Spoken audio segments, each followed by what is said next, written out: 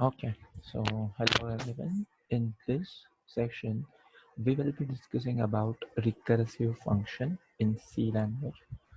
Okay, so before starting with this session, you should know the basic concepts about functions, like how to define a function, how to call a function. Now, if you know this concept, then we can move forward. Right. So this is one of the most important concept in C language or in C++ language or in a programming language, that is recursive function. Okay, so first we'll see how what exactly a recursive function is. So recursive function, definition of recursive function is highlighted over here. That is a function that calls itself is known as recursive function. मतलब ऐसा function जो खुद को ही call करेगा उसे हम लोग कहेंगे रिकर्सिव फंक्शन. Recursive function के कुछ rules है. There are total 3 to 4 rules which I have mentioned over here.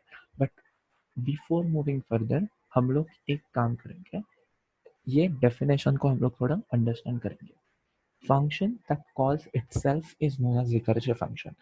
अभी हम लोग को ये मालूम है कि function को call कैसे करते हैं, right?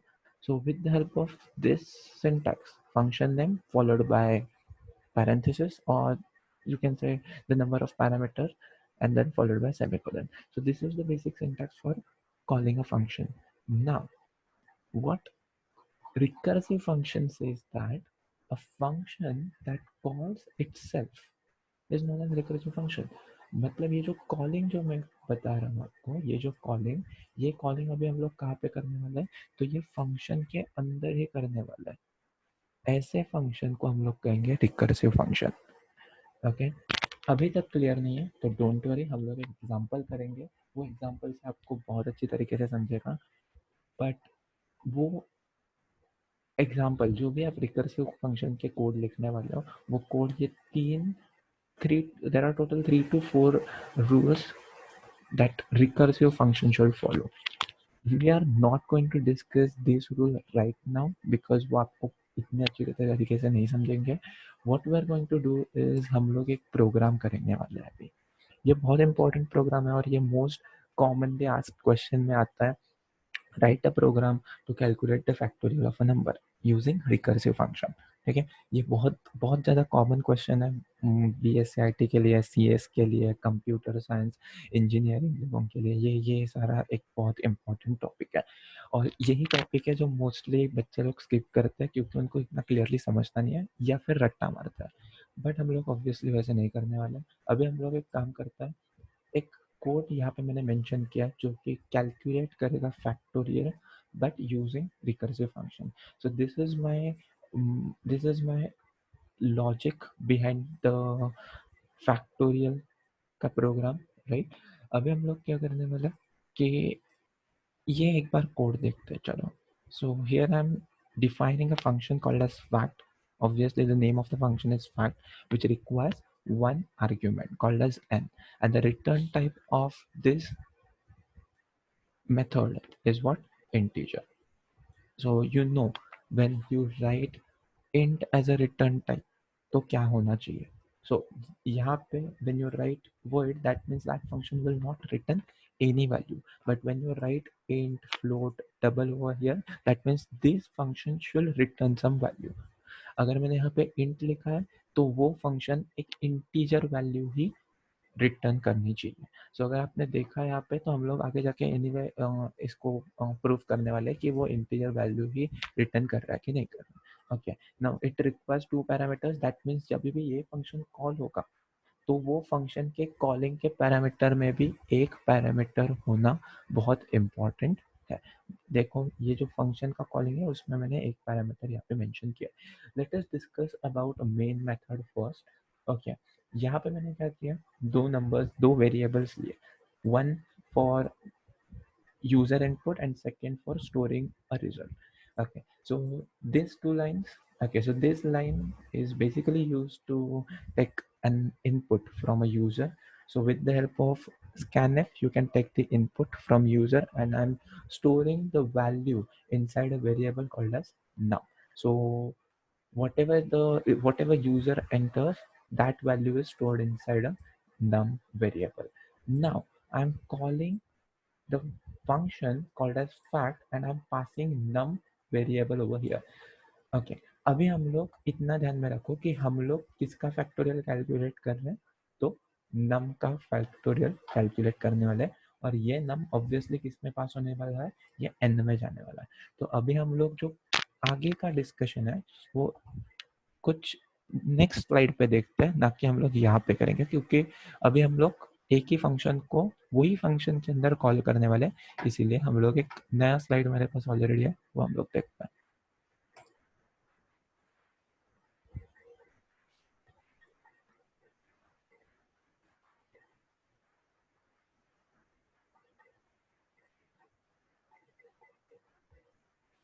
Okay, so I hope आपको ये स्लाइड क्लियरली दिख रही है।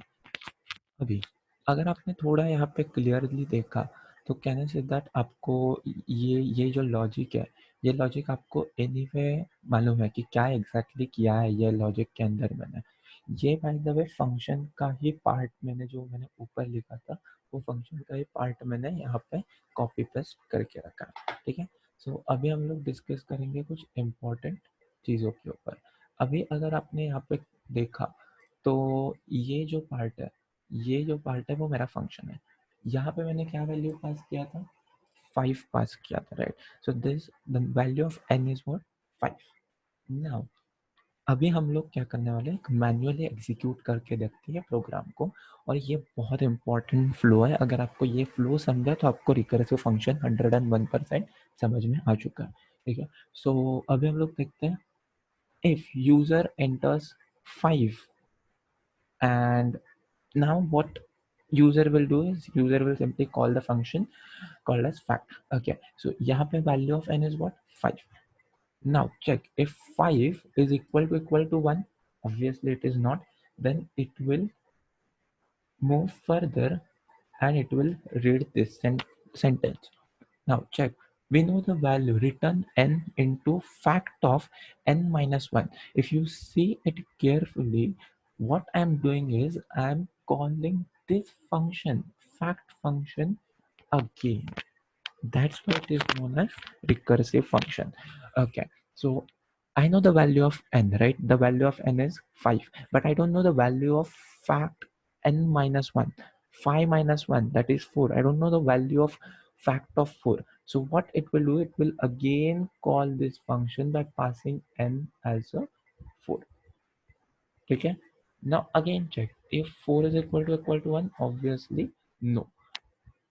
Again, I know the value of n, that is 4, but I don't know the value of 4 minus 1, that is 3. So again, it will call itself. I know the value of n, that is 3. Let's check n is equal to 1, that is 3 is equal to 1 है क्या? Obviously नहीं है। मुझे यहाँ पे n की value again पता है, that is 3, बट मुझे ये नहीं पता है कि n minus 1, that is 3 minus 1, that is 2 की वैल्यू क्या है, fact of 2, right. So again it will call itself by passing n as a 2.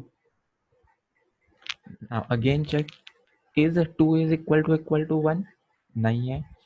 I know that then it will return n into n minus 1, fact of n minus 1.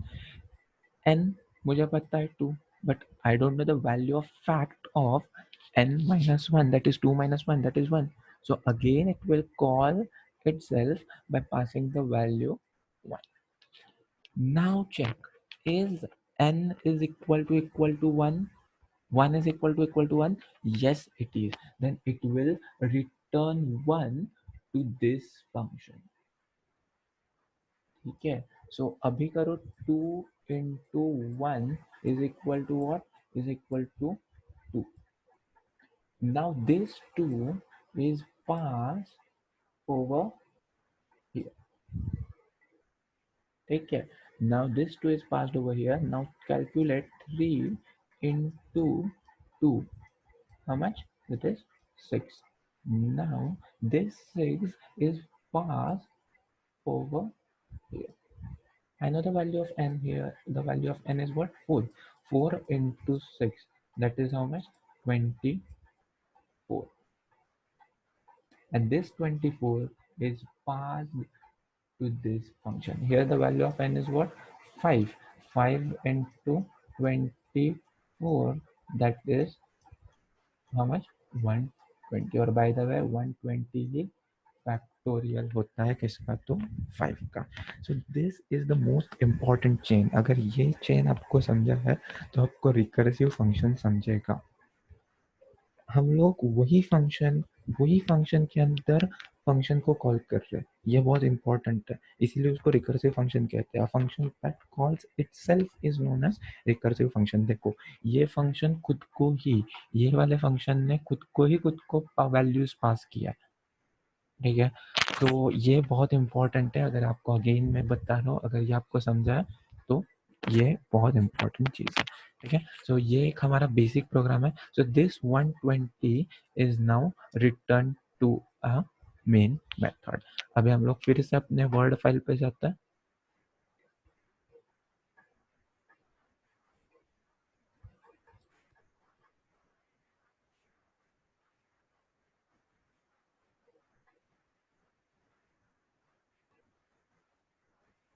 Okay, सो अगर आपने ये देखा है यहाँ पे, तो आपको ये समझ में आ जाएगा कि ये जो 120 है ये अभी रिटर्न होगा, और ये 120 कहाँ पे स्टोर होने वाला है? तो वो f में स्टोर होने वाला है. और ये जो f है, ये f बाय द वे हमारा हम लोग प्रिंट कर रहा है. ठीक है, so the value of f is what? 120. अभी अगर ये प्रोग्राम क्लियर है आपको, तो ये 3 इम्पोर्टेंट रूल्स अभी हम लोग देखते हैं. ये 3-4 इम्पोर्टेंट रूल्स है. ओके, ये रूल्स है. Recursive function must have a condition that exist from a calling function. Again, recursive algorithm must have a base case. एक काम करता हूँ, ये मैं कॉपी करता हूँ हमारे वो वाले एक्सप्लेनेशन के यहाँ पे, और फिर हम लोग देखते हैं कि आपको वो रिलेट करके मैं सब सिखा दूंगा.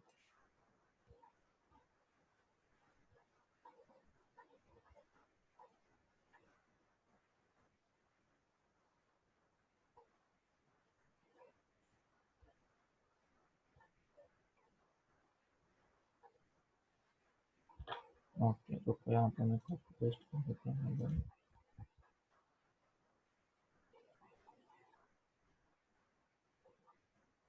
Okay, a function must have a condition that exists from the calling function again. So हमारे केस में ये जो हमारी कंडीशन थी, बाय द वे ये कंडीशन, लास्ट वाली कंडीशन, यही कंडीशन रिस्पॉन्सिबल थी एग्जिट करने के लिए, फंक्शन को एग्जिट करने के लिए, या फिर आप बोल सकते हो कि फंक्शन के बाहर निकलने के लिए. Now recursive algorithm must have a base case. Base case मतलब मेरा ये वाला केस, जो सबसे, यू कैन से दैट सबसे लास्ट वाला केस रहेगा.